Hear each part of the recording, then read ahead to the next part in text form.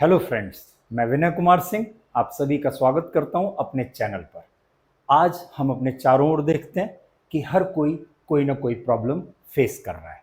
ठीक है, अब यहाँ पर हम देखते हैं कि स्टूडेंट्स को अपनी पढ़ाई की प्रॉब्लम, प्रोफेशनल्स को अपनी जॉब की, फैमिली की और कई सारी चीज़ों की टेंशन है। और अपने आसपास हम अपनी फैमिली में देखते हैं कि हमारी फैमिली मेम्बर्स को कोई ना कोई टेंशन, कोई ना कोई प्रॉब्लम परेशान कर रही है। और कई बार प्रॉब्लम्स इतना परेशान करती हैं कि जिसमें लोग डिप्रेशन तक में चले जाते हैं और कई बार डिप्रेशन में जाकर हमें या आसपास के हमारे लोगों को इलाज तक कराना पड़ जाता है। तो इन सब का जब हम प्रॉब्लम खोजने चलते हैं तब हम अपने आसपास के लोगों से सलाह पूछते हैं, सॉल्यूशन खोजते हैं। तो जब हमें सलाह पूछने पर लोग हमें जो सलाह देते हैं तो उस पर जब हम चलना चाहते हैं तो कई बार और उलझ जाते हैं, कई बार हमें प्रॉब्लम्स और बड़ी दिखाई देती हैं। तो इन सब के सॉल्यूशन के लिए आपको एक किताब का आज मैं सजेशन देना चाहता हूँ, एक किताब की समरी बताऊंगा और आपको सजेस्ट करूंगा कि उस बुक को जरूर पढ़ें। तो आपको अपनी लाइफ का मीनिंग तलाशने में, प्रॉब्लम्स को कन्फ्रंट करने में और अपने आप को सारी सर्कमस्टेंसेस से सिंक्रोनाइज करने में आपको बहुत आसानी मिलेगी, बहुत आपको आसान लगेगी लाइफ उस बुक को पढ़ने के बाद। और उस बुक का नाम है मैन सर्च फॉर मीनिंग। इसका हिंदी वर्जन है जीवन के अर्थ की तलाश में मनुष्य, जिसके राइटर हैं डॉक्टर विक्टर ई फ्रैंकल।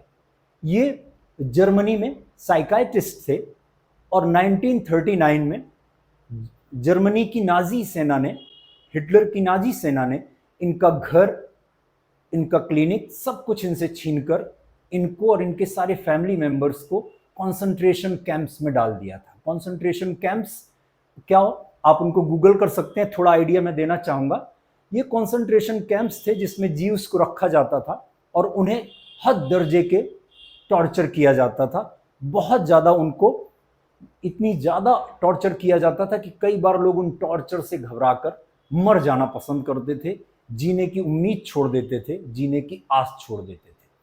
हर दिन इन लोगों से बहुत काम लिया जाता था और खाने के नाम पर 2 ब्रेड के टुकड़े और 1 कटोरी सब्जी, जिसमें कोई भी सब्जी ढूंढने से भी कई बार नहीं मिल पाती थी, उसे खाकर उन लोगों से जानवरों के जैसा काम लिया जाता था। इसमें डॉक्टर साहब को, डॉक्टर विक्टर ई फ्रैंकल को 3 साल तक रखा गया। इनकी फैमिली से, इनकी वाइफ से अलग इन्हें रखा गया। तो जब ये अपने आसपास ये लोगों को रोज मरते हुए देखते थे, हिटलर की क्या रूल था उसमें, कंसंट्रेशन कैंप्स का रूल क्या था कि लगभग हर दिन लोगों को सेलेक्ट किया जाता था। जिन लोग के अंदर एनर्जी दिखती थी उनको अलग छांट लिया जाता था और जिन लोग की एनर्जी लो दिखती थी उनको अलग छांट दिया जाता था और जिनकी एनर्जी लो होती थी उनको गैस चैम्बर्स में ले जाकर मार दिया जाता था। उस गैस चैम्बर में ले जाकर सब तरफ से बंद करके ऐसी गैस छोड़ दी जाती थी कि जिस गैस में वो मारे जाते थे। आपको गूगल पर वो बहुत सारे फोटोज मिल जाएंगे, मैंने यहाँ पर वो शेयर नहीं किए कि कई लोग डिस्टर्ब हो सकते थे, कई लोग को वो इमेजेस, कई लोग को वो फोटोज डिस्टर्बिंग लग सकती थी, इसलिए मैंने फोटोज वो यहाँ पर यूज नहीं करी हैं। थोड़ा सा आइडिया देने के लिए आपको यहाँ पर रख लिया है, ठीक है। तो आप उन फोटोज को देख सकते हैं। और जर्मनी में आज भी वो कंसंट्रेशन कैंप्स को जर्मनी ने वैसे ही रखा हुआ है, लोग उन्हें विजिट करते हैं और उनके बारे में थोड़ा आइडिया ले सकते हैं।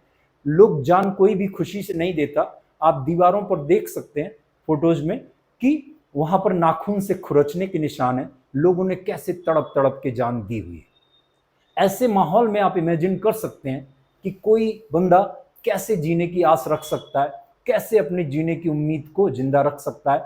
अब ये डॉक्टर साहब, डॉक्टर विक्टर ई फ्रैंकल, अपने आप को एनर्जी से भरा हुआ दिखाने के लिए अपने आप को पूरा जोश में रखते थे और इन्होंने अपनी लाइफ का एक मीनिंग, एक मकसद रखा था कि मुझे अपनी लाइफ में एक दिन अपने परिवार से, अपनी वाइफ से जरूर मिलना है।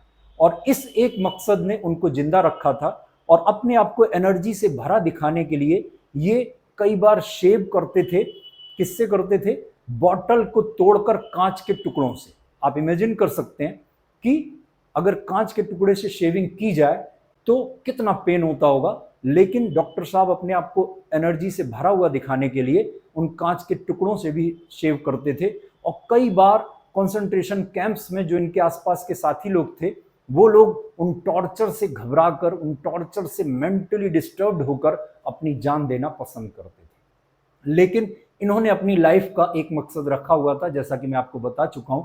उसको इन्होंने साइकोलॉजी की लैंग्वेज में नाम दिया लोगोथेरेपी। ये थेरेपी क्या है? ये थेरेपी है कि हमें अपने आप को तैयार करना चाहिए लाइफ की एक मीनिंग तलाशने के लिए, अपनी जिंदगी का एक अर्थ तलाशने के लिए, अपनी जिंदगी का एक मकसद तलाशने के लिए, जिस मकसद से हम अपने आप को ये प्रेरणा दे सकें कि हमारी लाइफ में कोई भी प्रॉब्लम आए, कोई भी दिक्कत आए, हम उस दिक्कत से बड़ा उस मकसद को रखेंगे, ताकि वो मकसद हमें मोटिवेट कर सके कि हमें जिंदा रहना है और प्रॉब्लम्स को फेस करना है। इसके लिए इन्होंने 4 तरीके बताए।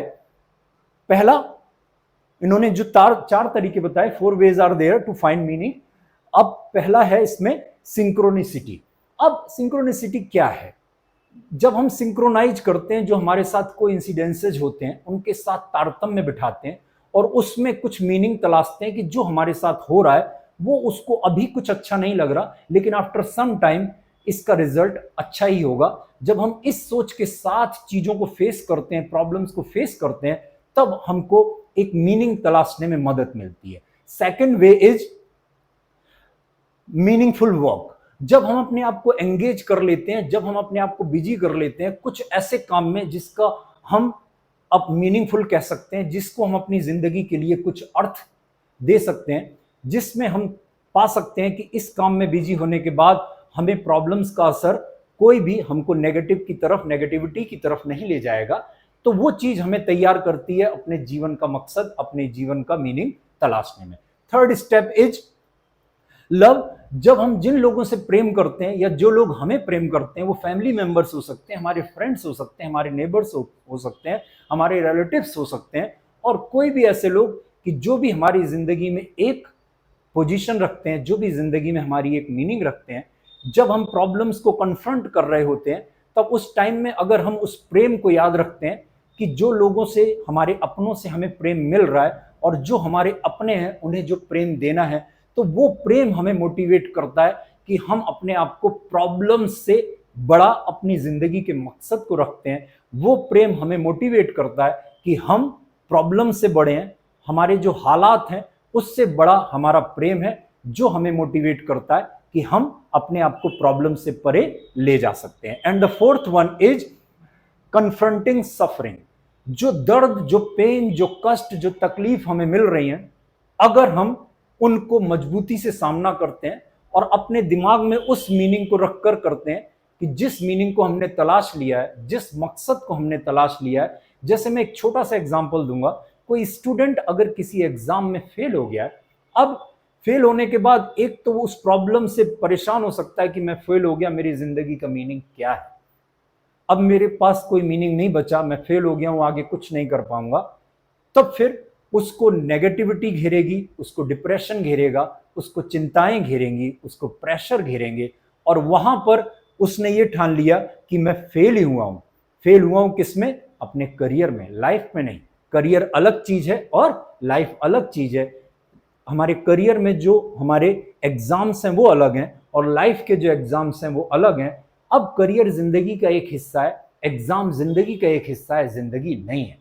जब ये सोच हम अपने अंदर डेवलप करते हैं, या वो स्टूडेंट अपने अंदर ये सोच डेवलप करता है, विकसित करता है, तो फिर उसको उस प्रॉब्लम से, उस फेलियर से, उस असफलता से बाहर आने में मदद मिलती है। और ये मदद उसको उसकी जिंदगी का मकसद तलाशने में मदद करती है कि उसकी जिंदगी का मकसद एक खुशहाल जिंदगी जीना।